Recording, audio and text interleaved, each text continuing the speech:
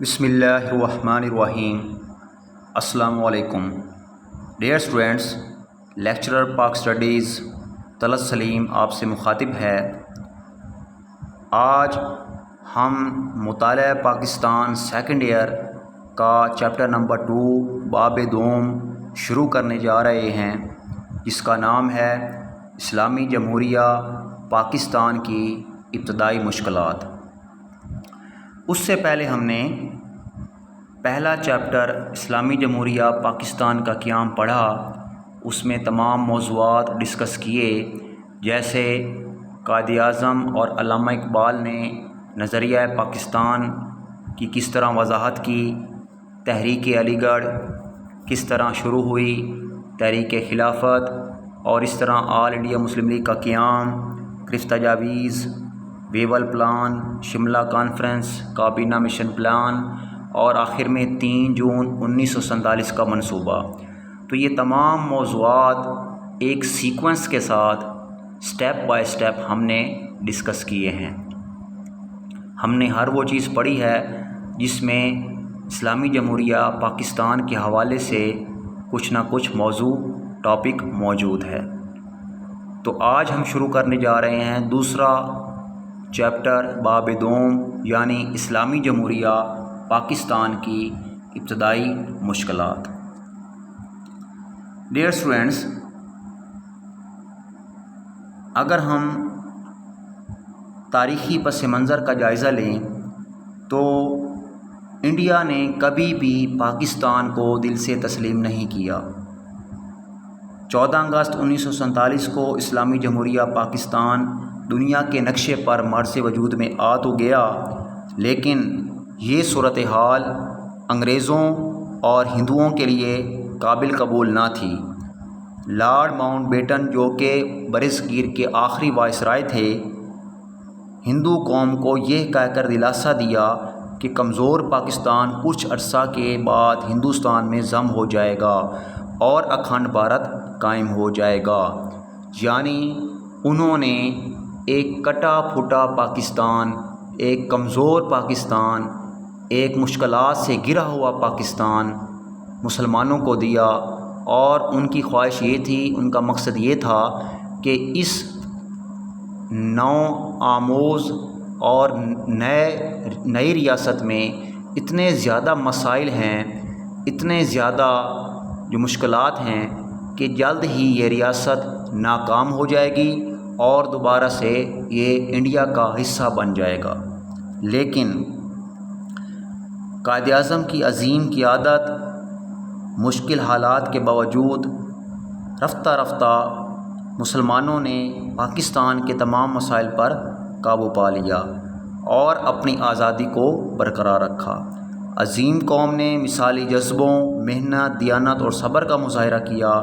ہندو اکثریتی صوبوں سے آنے والے مہاجرین نے ہندو ظلم و ستم برداشت کر کے صبر اور استقامت کی نئی مثالیں قائم کر دیں، اور اللہ تعالیٰ کا کرم ہے کہ دشمنوں اور کھٹن حالات کے باوجود پاکستان قائم و دائم ہے اور انشاءاللہ قائم و دائم رہے گا۔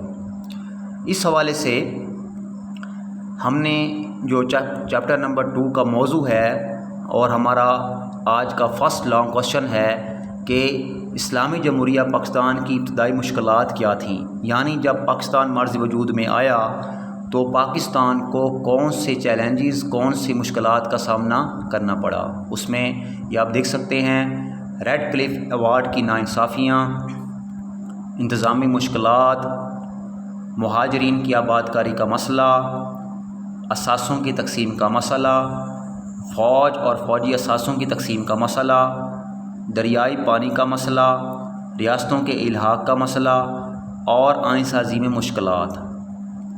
اب ہم ان کو سٹیپ بائی سٹیپ ڈسکس کرتے ہیں کہ کون سی مشکلات کس طرح انڈیا نے پاکستان پر مسلط کی۔ سب سے پہلے ہے ریڈ کلف۔ ریڈ کلف کیا ہے؟ ریڈ کلف دراصل ایک برطانوی وکیل تھا جس کو حد بندی کمیشن کا انچارج مقرر کیا گیا۔ 3 جون 1947 کے منصوبے کے مطابق صوبہ پنجاب اور صوبہ بنگال کو تقسیم کیا جانا تھا۔ اس مقصد کے لیے ایک حد بندی کمیشن قائم کیا گیا جس کا انچارج ریڈ کلف تھا۔ اس لیے صوبہ بنگال اور پنجاب کی تقسیم کو حد بندی کمیشن یا ریڈ کلف ایوارڈ کہتے ہیں۔ ڈیئر اسٹوڈنٹس، ریڈ کلف ایک برطانوی وکیل تھا اور لائر تھا۔ اس نے حد بندی کا کمیشن مقرر کیا، اس کا انچارج تھا۔ تو دراصل ریڈ کلف کیا تھا؟ ریڈ کلف ایوارڈ دراصل یہ پورے برصغیر کی تقسیم نہیں تھی، یہ دراصل ایسٹ پاکستان یعنی بنگلہ دیش اور ویسٹ پاکستان یعنی پنجاب کی تقسیم تھی۔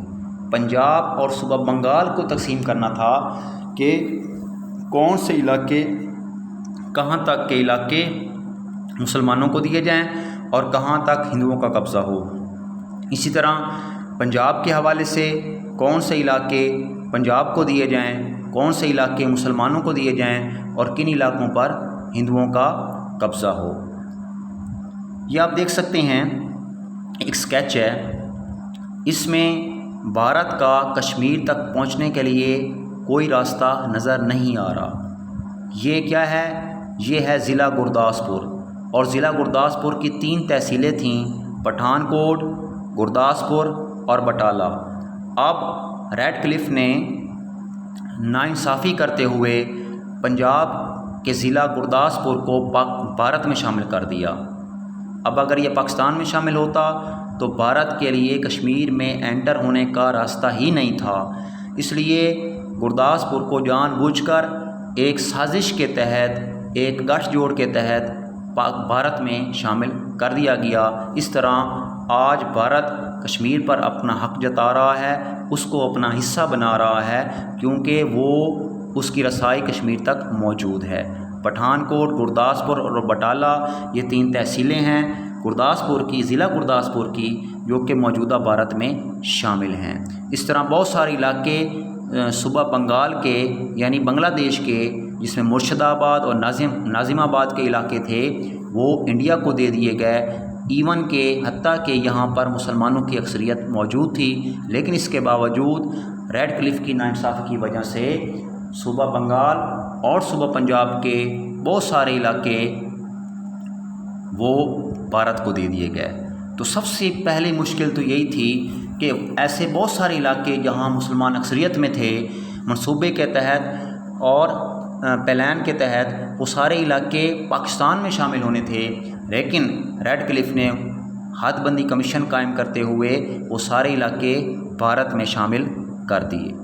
ٹھیک ہے، اس کے بعد ہے انتظامی مشکلات، کہ ابتدائی طور پر پاکستان کو کون سی انتظامی مشکلات درپیش تھیں۔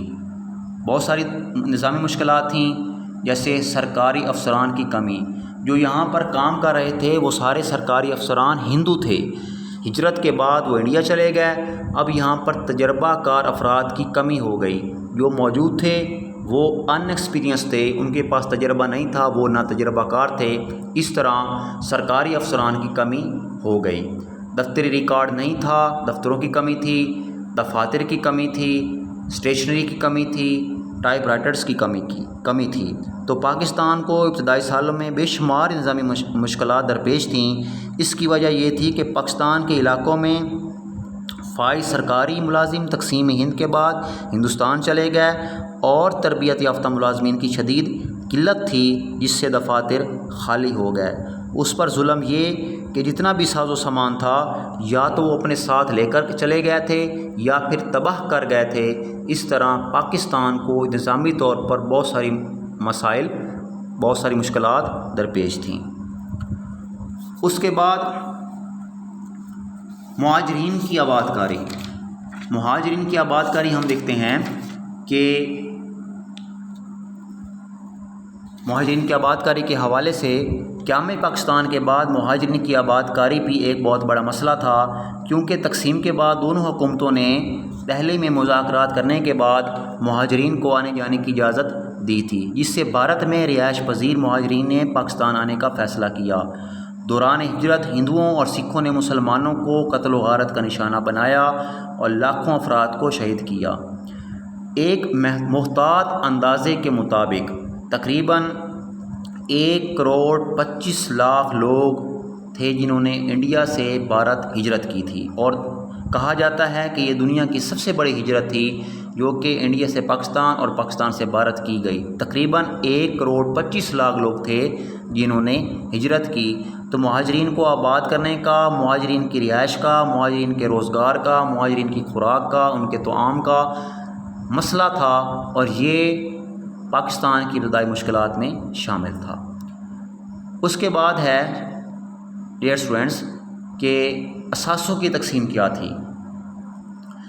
دیکھیں، جب انڈیا اور پاکستان دونوں تقسیم ہوئے ہیں، پارٹیشن ہوئی ہے، تو انڈیا کے ریزرو بینک میں کل اثاثے یعنی ٹوٹل جو روپیہ موجود تھا وہ 4 ارب روپیہ یعنی 4 بلین روپیہ موجود تھا، 4 بلین روپیہ موجود تھا، جس میں سے پاکستان کا حصہ کتنا تھا؟ 750 ملین روپے، یعنی پاکستان کو 750 ملین روپے اپنی آبادی کے تناسب سے ملنے تھے۔ اس طرح پاکستان کو پہلی قسط ملی ہے 200 ملین روپے، دوسری قسط ملی ہے 500 ملین روپے، اور باقی ابھی تک 50 ملین روپیہ ابھی تک واجب الادا ہے۔ صورتحال کس طرح تھی؟ تقسیم برصغیر کے بعد انصاف کا تقاضا تھا کہ پاکستان اور بھارت کے درمیان اثاثوں کی صحیح تقسیم کی جائے، لیکن یہاں بھی بھارتی حکمران ناانصافی سے کام لیتے ہوئے بہانے سے پاکستان کو اس کا حصہ دینے سے گریز کرتے رہے۔ بھارتی حکمرانوں نے پاکستانی معیشت کو تباہ کرنے کی ہر ممکن کوشش کی۔ انہوں نے پاکستان کے حصے کے اثاثے روک لیے، دفتری ساز و سامان نہ دیا، حتیٰ کہ پاکستان کے حصے میں جو رقم آنی تھی اس کو بھی قسطوں میں ادا کیا۔ وہ بھی اس طرح کہ بھارتی وزیر پٹیل نے پاکستان کو کہا کہ اگر ہم آپ کو باقی تمام رقم دے دیں تو اس کے بدلے میں آپ کشمیر سے دستبرداری کا اعلان کر دیں، یعنی کشمیر ہمیشہ انڈیا کا رہے گا، اس کے بعد ہم آپ کو باقی قسطیں ادا کر دیں گے۔ تو پاکستان نے انکار کر دیا۔ بعد ازاں گاندھی کی مداخلت سے مجبوراً پہلی قسط 200 ملین روپیہ اور دوسری قسط 500 ملین روپیہ ادا کی گئی، لیکن اس کے باوجود باقی رقم 50 ملین روپیہ ابھی تک واجب الادا ہے۔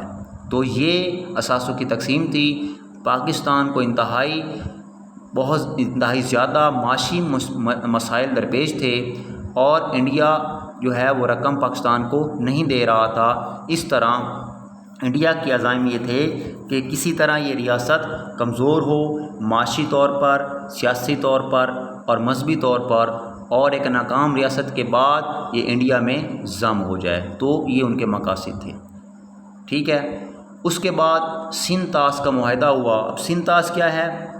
ایک اسکیچ بنا ہوا آپ دیکھ سکتے ہیں۔ اصل میں یہ ہے نہری پانی کا مسئلہ، ٹھیک ہے، نہری پانی کا مسئلہ۔ یہاں آپ دیکھ سکتے ہیں کہ دریائے انڈس یعنی سندھ، دریائے سندھ کو انگلش میں انڈس کہا جاتا ہے، اس کے بعد جہلم، اس کے بعد چناب، اس کے بعد راوی، بیاس اور ستلج۔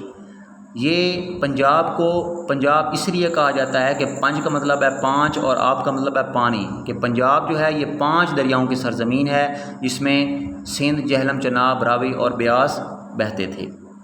اب صورتحال یہ ہے کہ ستلج، بیاس، راوی، چناب، انڈس اور جہلم، یہ 6 کے 6 دریا، یہ آپ دیکھ سکتے ہیں کہ 6 کے 6 دریا یہ انڈیا سے پاکستان میں داخل ہو رہے ہیں۔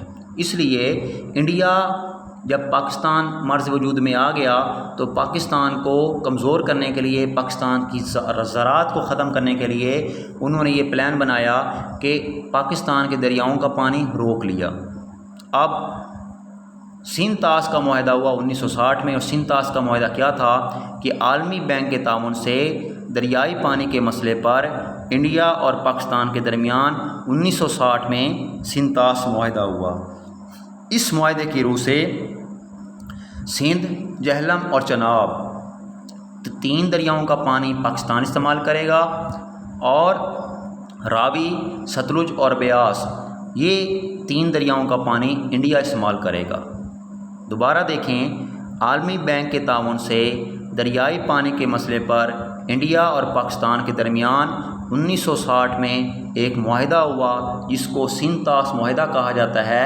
اس معاہدے کی روح سے پاکستان سندھ، جہلم اور چناب 3 دریاؤں کا پانی استعمال کرے گا، جبکہ انڈیا راوی، ستلج اور بیاس 3 دریاؤں کا پانی استعمال کرے گا۔ لیکن انڈیا کیا کر رہا ہے؟ وہ پاکستان کے دریاؤں کا پانی بھی روک رہا ہے اور معاہدہ کی خلاف ورزی کرتے ہوئے وہ پاکستان کے حصے میں جو دریا آتے ہیں ان پر ڈیم بنا رہا ہے۔ اس طرح تقسیم برصغیر کے ساتھ ہی دریائی پانی کا مسئلہ کھڑا ہو گیا۔ بین الاقوامی قوانین کے مطابق دریاؤں کا قدرتی راستہ برقرار رکھا جاتا ہے۔ اگر کوئی دریا 2 یا 2 سے زیادہ ممالک سے گزرتا ہے تو اس کے بہاؤ میں رکاوٹ ڈال کر اس کا رخ نہیں بدلا جاتا، وہ اس لیے تاکہ دوسرا ملک آبی وسائل سے محروم نہ ہو۔ لیکن دریائی پانی کے مسئلے پر بھارت نے ہمیشہ ناانصافی سے کام لیا۔ صوبہ پنجاب اور صوبہ سندھ کو دریائے سندھ اور اس کے معاون دریا جہلم، ستلج، چناب، راوی اور بیاس سیراب کرتے آ رہے ہیں۔ تقسیم کے بعد دریائے راوی، ستلج اور بیاس بھارت کی سرزمین سے گزر کر پاکستان میں داخل ہوتے تھے، تو بھارت نے 1948 میں پنجاب کو آنے والے پانی کا راستہ روک لیا۔ بھارت کے اس قدم سے صوبہ پنجاب اور صوبہ سندھ کی معیشت کی تباہی کا خطرہ تھا، کیونکہ پاکستان کی زراعت کا دار و مدار مکمل طور پر دریائی پانی پر ہے۔ ایک بڑی زیادتی سر ریڈکلف نے کی، جس نے دریائے راوی پر مادھوپور اور دریائے ستلج پر واقع فیروز پور ہیڈ ورکس بھارت کو دے دیے۔ بعد ازاں بھارت نے دریائے ستلج پر ڈیم بنانے کا فیصلہ کیا، جس سے پاکستان کی زراعت اور معیشت مزید تباہ ہونے کا خدشہ پیدا ہو گیا۔ اس کی صورتحال کے حوالے سے عالمی بینک نے ایک معاہدہ کیا جس کو سندھ طاس کا معاہدہ کہا گیا، لیکن اس کے باوجود بھارت اب بھی اس معاہدہ کی ہمیشہ خلاف ورزی کرتا نظر آتا ہے۔ اس کے بعد آئین کا فقدان، کہ ایک آئین بھی پاکستان کے پاس نہیں تھا۔ جب پاکستان مارز وجود میں آیا تو پاکستان کے پاس کوئی اپنا اسلامی آئین موجود نہیں تھا۔ اب کیا تھا؟ اب انڈین ایکٹ 1935 کو موڈیفائی کر کے، تبدیل کر کے، اس میں غیر اسلامی جو شقیں تھیں وہ نکال کے اس کو آئین بنایا گیا، اور آئندہ آنے والے 9 سال تک پاکستان کا آئین نہ بن سکا، تو انڈین ایکٹ 1935 کو فالو کیا گیا۔ پاکستان کے پاس اپنے قیام کے ابتدائی سالوں میں آئین نہ تھا۔ 1935 کے قانون ہند میں ضروری ترامیم کر کے اسے عبوری آئین کے طور پر نافذ کیا گیا، لیکن دستور نہ ہونے کی وجہ سے بے شمار مسائل پیچیدہ ہوتے چلے گئے۔ اس کے برعکس بھارت نے 2.5 سال بعد اپنا آئین بنا لیا، اور پاکستان میں 9 سال تک غیروں کے آئین سے نظام حکومت چلایا گیا، کیونکہ پاکستان میں پہلا آئین 23 مارچ 1956 کو بنا ہے، جبکہ پاکستان 14 اگست 1947 کو آزاد ہوا۔ اس طرح 9 سال لگ گئے، 9 ایئرز جو ہے وہ لگ گئے اب پاکستان کو اپنا آئین بناتے ہوئے۔ تو آئین سازی کے حوالے سے بھی فقدان تھا، کمی تھی، اس کی وجہ سے پاکستان کی مشکلات میں اضافہ ہوا۔ اس طرح اس کے بعد ذرائع رسل و رسائل اور مواصلات کی ابتری بھی تھی، مسائل بھی تھے۔ اس کے علاوہ فوج اور فوجی اثاثوں کی تقسیم کے مسائل بھی موجود تھے۔ فوج اور فوج کی اثاثوں کی تقسیم کس طرح کی گئی کہ فوجی جوان اور فوجی اثاثہ جات کے حوالے سے برصغیر کی تقسیم کے بعد فوج اور فوجی اثاثوں کی تقسیم میں بھی بھارت نے ناانصافی سے کام لیا۔ وہ پاکستان کو کمزور رکھنا چاہتے تھے تاکہ اکھنڈ بھارت قائم ہو جائے۔ انگریز commander in chief Sir Claude آکلینک کی سربراہی میں 7 رکنی کمیٹی بنائی گئی۔ اس کمیٹی کا کام کیا تھا؟ فوج اور فوجی اثاثوں کی تقسیم۔ اس کمیٹی نے یہ طے کیا کہ تمام فوجی اثاثے 64% اور 36% کے تناسب سے دیے جائیں گے۔ متحدہ ہندوستان میں 16 اسلحہ ساز فیکٹریاں، 16 آرڈیننس فیکٹریاں کام کر رہی تھیں۔ ان میں سے کوئی بھی پاکستان کے علاقہ میں قائم نہ تھی، لہٰذا کافی تکرار کے بعد فیصلہ دیا گیا کہ اسلحہ ساز فیکٹریوں کے حوالے سے پاکستان کو 60 ملین روپیہ دیے جائیں گے تاکہ وہ اپنی آرڈیننس فیکٹریاں قائم کر سکیں۔ عام فوجی اثاثوں کی تقسیم کا فارمولہ بھی بنایا گیا، جسے حکومت ہند نے مسترد کر دیا۔ تنگ آ کر commander in chief Sir Claude Auchinleck نے اپنے عہدے سے استعفیٰ دے دیا، جس سے حالات مزید خراب ہو گئے۔ اس حوالے سے پاکستان کو صرف 36% جو ہے فوجی اثاثہ اور فوج مل سکی، اور 64% یعنی 64% بھارت کے حصے میں آئے۔